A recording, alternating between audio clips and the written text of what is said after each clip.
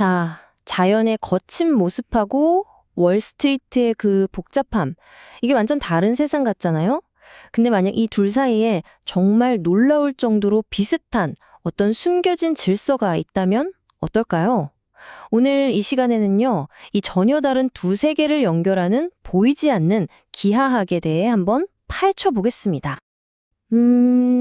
겉으로 보기에는 막 뒤죽박죽 혼돈 그 자체인 것 같은 모든 시스템에요. 사실은 에너지와 정보가 흐르는 그런 보이지 않는 길이 숨겨져 있다는 거죠. 오늘은 바로 그 길을 우리가 한번 같이 따라가 보려고 합니다. 자, 그럼 먼저 우리한테 가장 친숙한 이야기부터 시작해 볼까요? 바로 자연 생태계의 아주 복잡한 그물망에 대한 이야기입니다. 이거 다들 학교 다닐 때 배우셨을 거예요. 바로 먹이사슬이죠. 아주 간단해요. 그냥 일직선 구조잖아요. 예를 들면 풀을 메뚜기가 먹고 그 메뚜기를 또 개구리가 먹고 뭐 이런 식으로 에너지가 한 방향으로만 쭉 흐르는 거죠. 근데 말이죠. 실제 자연은 이렇게 단순하지가 않아요. 현실은 훨씬 더 복잡한 먹이 그물에 가깝습니다. 그러니까 여러 먹이 사슬들이 막 서로 얽히고 설켜서 솔직히 누가 누굴 먹는지 예측하기가 진짜 어려운 그런 거대한 네트워크를 만드는 거죠. 자, 여기 왼쪽의 사슬하고 오른쪽 그물을 한번 비교해 보세요. 딱 봐도 다르죠? 사슬은 고리 하나만 뚝 끊어져도 그냥 전체가 와르르 무너지잖아요. 근데 그물은 어때요? 길이 여러 개니까 훨씬 안정적이란 말이죠. 바로 이 엄청난 차이를 만드는 핵심, 그게 바로 다양성입니다. 생태계에서 에너지가 어떻게 흐르는지 보면요. 여기에도 나름의 단계, 그러니까 영양 단계라는 게 있습니다. 제일 밑에는 햇빛으로 스스로 먹이를 만드는 식물 같은 생산자가 있고요. 이걸 먹는 초식동물이 1차 소비자, 또 그들을 먹는 육식동물 같은 상위 포식자들이 있죠. 그리고 마지막엔 이 모든 걸 다시 자연으로 돌려보내는 박테리아 같은 분해자까지 다들 자기 역할이 딱 정해져 있는 거예요. 여기서 진짜 재밌는 게 뭐냐면요. 에너지가 그냥 아래에서 위로만 쭉 올라가는 게 아니라는 거예요. 진짜 건강한 생태계를 들여다보면 에너지가 이런 식으로 엄청 복잡하게 여러 방향으로 뻗어나가면서 시스템 전체에 골고루 퍼지는 걸 볼 수 있습니다. 좋아요. 그럼 다음 질문으로 넘어가 보죠. 도대체 왜 이렇게 복잡한 게 시스템의 생존 그리고 안정성에 그렇게나 중요할까요? 그 비밀을 한번 파헤쳐 보겠습니다. 이 두 시스템의 운명은 정말 하늘과 땅 차이입니다.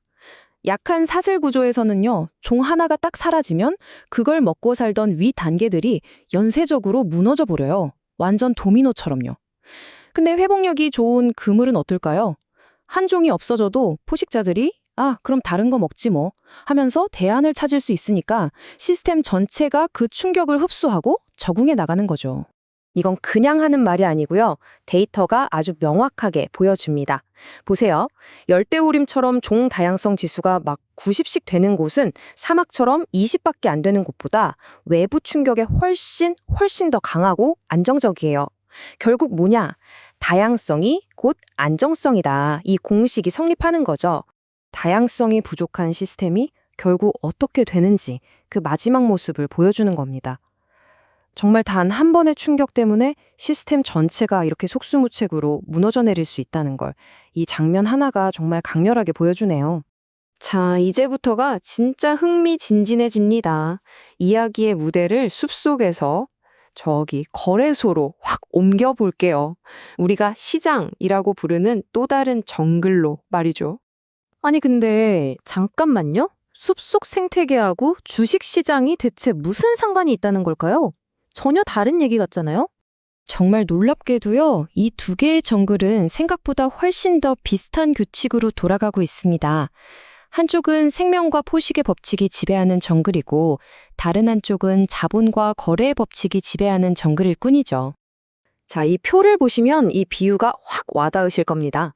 생태계의 생산자, 그러니까 식물 같은 존재는 시장에서 처음 정보나 자본을 만들어내는 개인 투자자나 소형주 같은 거예요. 그리고 이걸 먹고 자라는 1차 소비자는 그 신호에 반응해서 트렌드를 키우는 중소형 펀드에 해당하죠. 그럼 최상위 포식자는? 맞습니다. 바로 시장 전체를 쥐락펴락하는 거대 기관 투자자라고 볼 수 있는 거죠. 자, 지금까지는 비유였는데요. 이제부터는 단순한 비유를 넘어서 이 모든 걸 실제로 연결하는 보이지 않는 수학적 설계도에 대한 이야기를 해보겠습니다. 그 설계도의 이름이 바로 척도 없는 네트워크입니다. 말이 좀 어렵죠? 쉽게 말해서 소수의 엄청난 슈퍼스타 허브들이 거의 모든 연결을 독차지하고요. 나머지 대부분은 그냥 그 주변에 드문드문 연결돼 있는 그런 구조를 말해요. 정말 놀라운 건 생태계도 그렇고 금융시장도 정확히 이런 구조를 따른다는 겁니다. 바로 이겁니다. 이 슬라이드가 오늘 우리가 하는 이야기의 심장이라고 할 수 있어요. 왼쪽이 자연의 네트워크, 오른쪽이 시장의 네트워크입니다. 보세요. 겉모습은 완전 다른 세상인데 그 속을 지배하는 수학적 설계도는 똑같습니다. 자연에서는 이런 강력한 허브들을 핵심종이라고 불러요. 말 그대로 핵심인 거죠. 이 핵심종이 건강하냐 아니냐에 따라서 생태계 전체의 운명이 갈리거든요.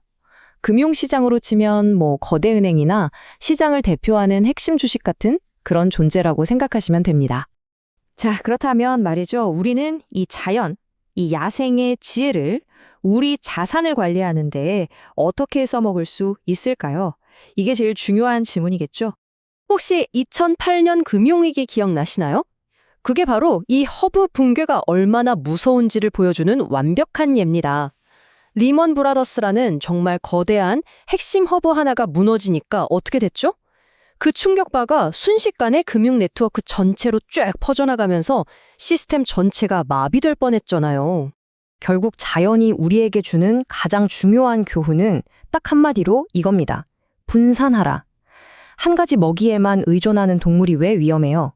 그 먹이가 사라지면 굶어 죽으니까요. 똑같습니다. 단 하나의 자산에 몰빵하는 것도 마찬가지로 엄청난 위험이라는 거죠. 그럼 어떻게 해야 회복력 있는 튼튼한 나만의 금융 생태계를 만들 수 있을까요? 바로 이렇게요. 국내 주식, 해외 주식, 채권, 대체 투자, 현금까지 자산을 골고루 나누는 겁니다. 이게 바로 다양성을 만드는 거죠. 이렇게 해두면 설령 어느 한쪽에서 문제가 빵 터져도 내 포트폴리오 전체가 와르르 무너지는 최악의 상황은 막을 수 있다는 겁니다. 생각해보면 참 흥미롭지 않나요? 내 포트폴리오를 건강하게 만드는 것과 우리가 사는 이 지구를 건강하게 만드는 것. 이게 어쩌면 전혀 다른 문제가 아닐지도 모릅니다.